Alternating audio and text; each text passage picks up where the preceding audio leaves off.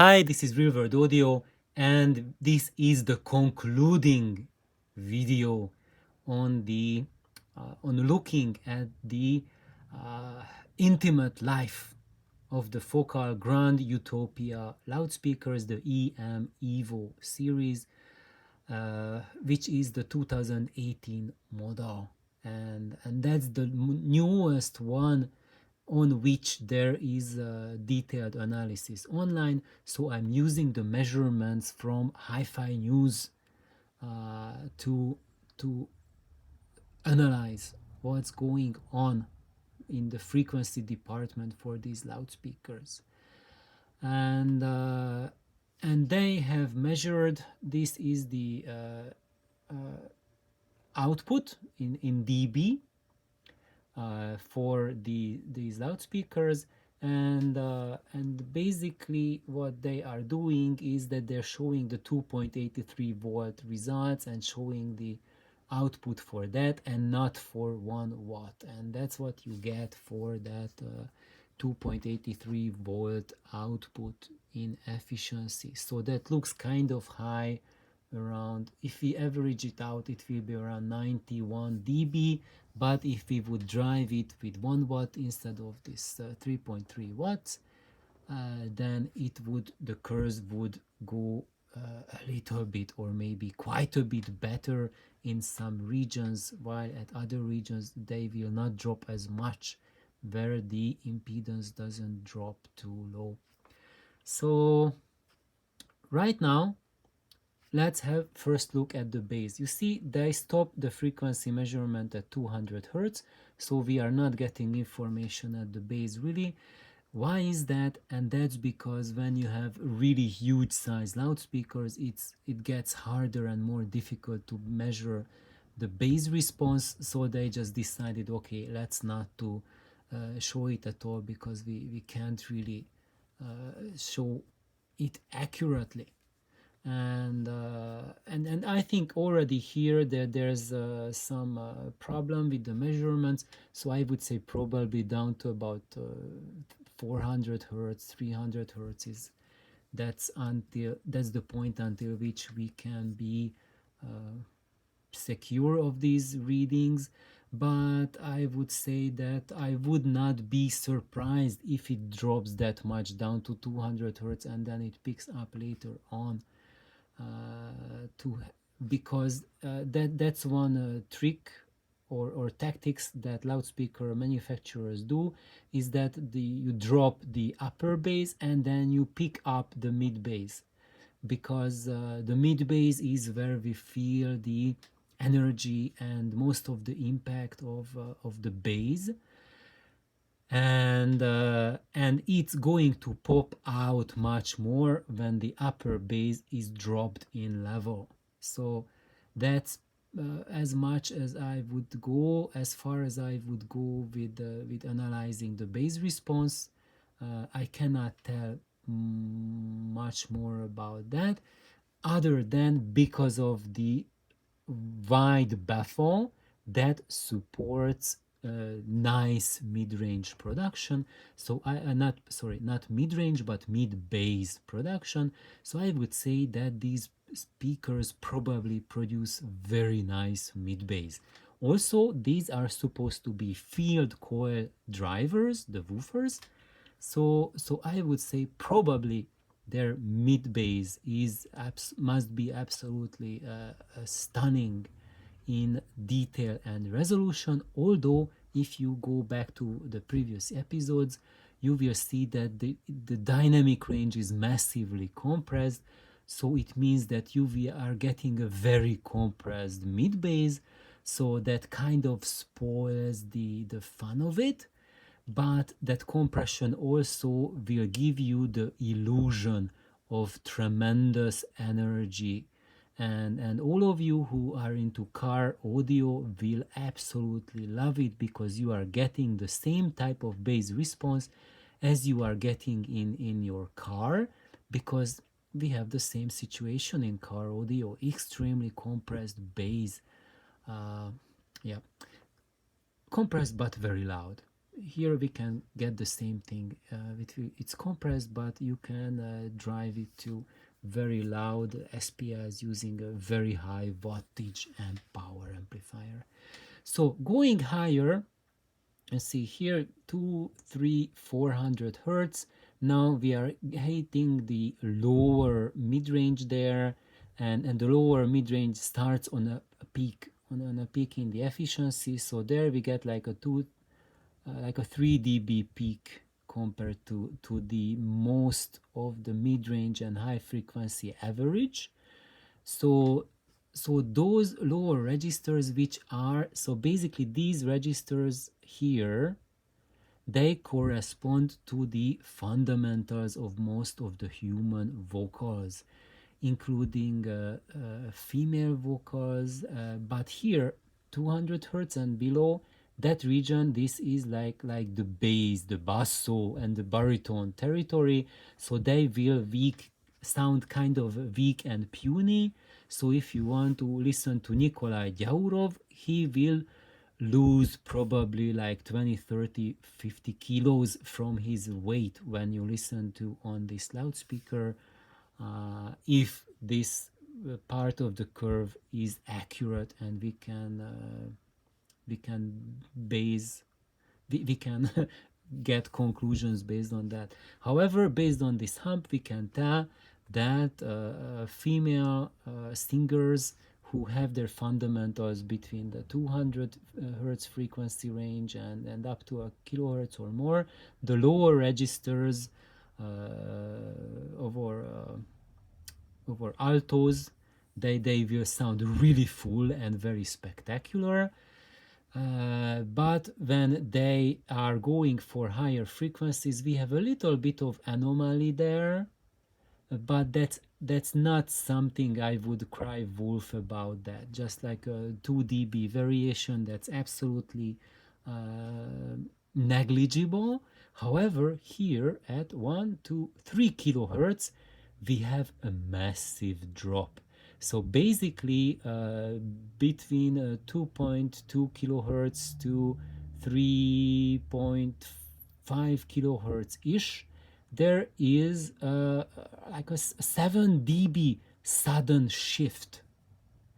And that means when the soprano is hitting her high note, and children's chorus, when the kids are hitting their high voices, or then that will sound very weird. We are going to hear a very weird anomaly there that will show up for the untrained ears, those who are not musicians and are not familiar with operatic voices. To them it will sound spectacular because they are going to hear a massive drop, just as the singer is singing like one or two notes higher.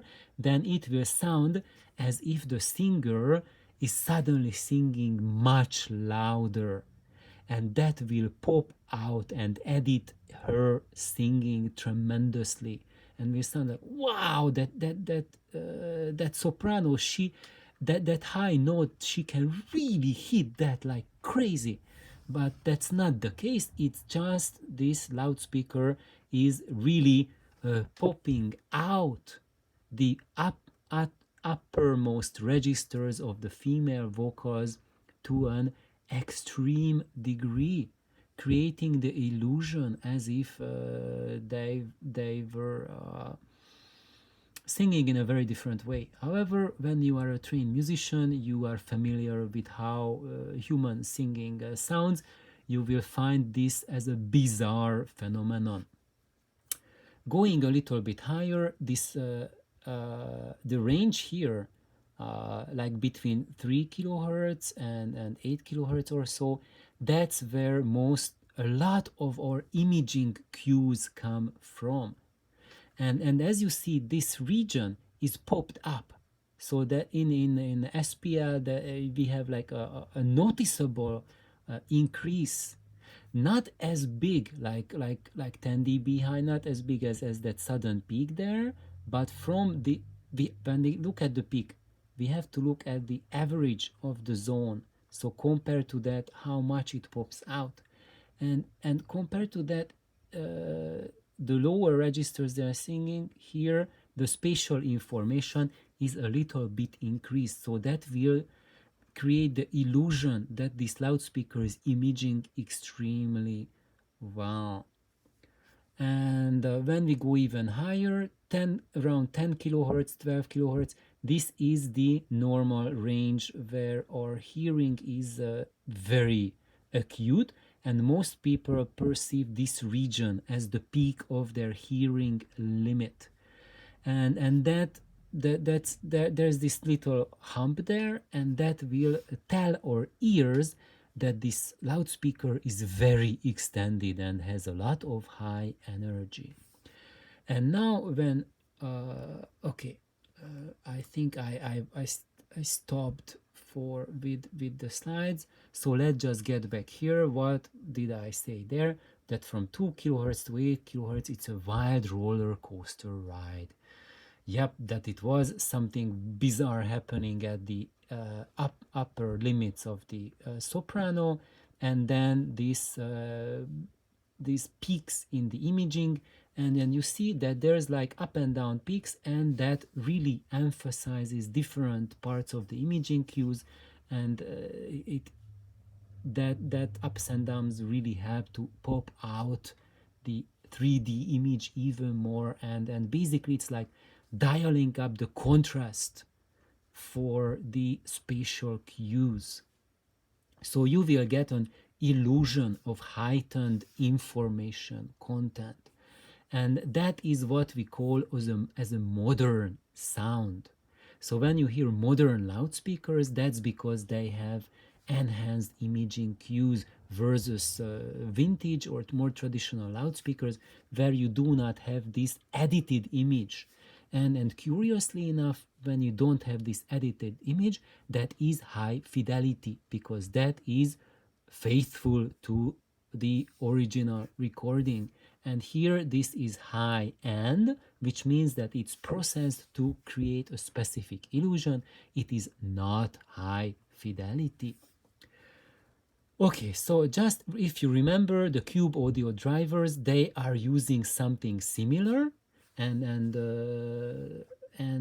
they will sound a little bit like Cube audio drivers. I would say it's the other way around, because Focal Grande Utopia has been around forever, and Focal has been around forever, and Cube audio, they really matched their drivers and specifically designed their drivers to imitate the sound of these speakers, and that's why.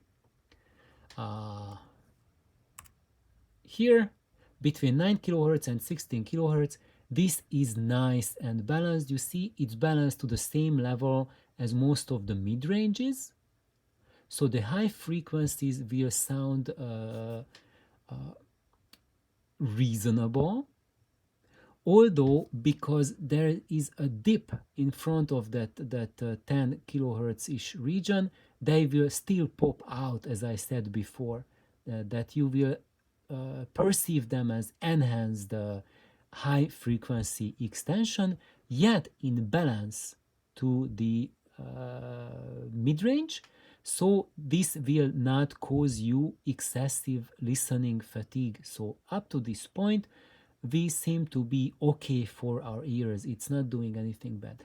However, here, this is where the problem is, and this is where it hits the brakes really hard on the listening fatigue front, because starting at around 17 kilohertz, we have a sudden massive jump in efficiency, like plus 6 dB for the 17 to 20 plus kilohertz region. And this is designed for one specific purpose, is that our human hearing is, when you get a hearing test done, and they will tell you that your hearing is good up to 12 kilohertz, 15 kilohertz, 17, it doesn't mean you don't hear above that. It means that you need to turn up the music much louder to hear beyond that. So if you can hear only up to 17 kilohertz, If you dial up the volume, you can hear beyond 17 kilohertz. So what this will do to your hearing is that when you listen to material on these loudspeakers, you will hear this region beyond the 17 kilohertz. And if you never had that experience with normal speakers, then that will be a startling experience for you, because perhaps the first time in your life you will perceive that extra air on top, that extra extension, and you will absolutely love it. And if you had your hearing test and it says you are good to below or up to 17 kilohertz, then you will find this absolutely refreshing and to your benefit. However, for those of you who can hear to beyond 17 kilohertz, for you this might be extremely painful and will make these loudspeakers perhaps unlistenable on the long term, because your ears can already perceive this region, and if the level is bumped up, then that can take you into the painful territory when it's just painful for you to listen. So for those of you guys who are listening to high-end shows, listening to the Grand Utopias, and not just Grand Utopias, a lot of high-end loudspeakers have this tendency to overemphasize the 20 kilohertz plus region. And when that happens, those are the loudspeakers which cause you brutal listening fatigue. And that's, it's kind of a warning that if you know that you suffer easily from listening fatigue, and or you know that your hearing extends a lot, maybe you are a first violinist or you are a conductor where this is kind of part of the job, then you need to cross them out from your list. But if you know that your hearing is not what it used to be when you were 14 years old, then this will come as your savior. And overall, this is my final overview, is that the best bass performance, as usual, totally depends on your room acoustics. And that's why we don't need to go into it in more detail, because and you don't need to really focus on it that it's 39 hertz minus 6 dB and not lower, because how the bass is perceived is totally room dependent, and it's not, the number is not like 30 hertz, 20 whatever. And for sure that lowest octave might not be as you expect, but although it's specified minus 6 at 39, depending on your room, the actual extension might be much lower than that. So I can imagine that you will be perceiving sound even below 30 hertz from these massive loudspeakers. And lower octaves of the vocals should be nice, especially for female vocals and children vocals. With the exception of bass and baritones, the lowest octave will be underrepresented compared to the rest of their range. So for example, José Carreras of the three tenors, he will pop out as sounding more amazing, while Pavarotti will be as if he lost a lot of his weight, and Nikolai Dyaurov will sound more like a tenor or maybe a baritone than a basso. Other than that, females will sound spectacular, except for that weirdness when they are singing the high notes. Acoustic instruments will also sound pretty weird due to this unevenness in the top of the mid-range, but they will also sound hyper resolution. So a violin or a cello will sound like a hyper res violin, but the violin body is not wooden, but it will sound like metallic and something strange like a space age instrument, but spectacular nonetheless. Electronic music will be very phenomenal on this loudspeaker. That 17 plus kilohertz major boost will provide an ultra heightened perception of reality. And if you get a chance to listen to these, ask them to put Kraftwerk's Autobahn on, and I think I can guarantee that you will have probably the jaw drop of your life. And however, just caution, if your hearing is extremely extended, then you can get very serious hearing damage. And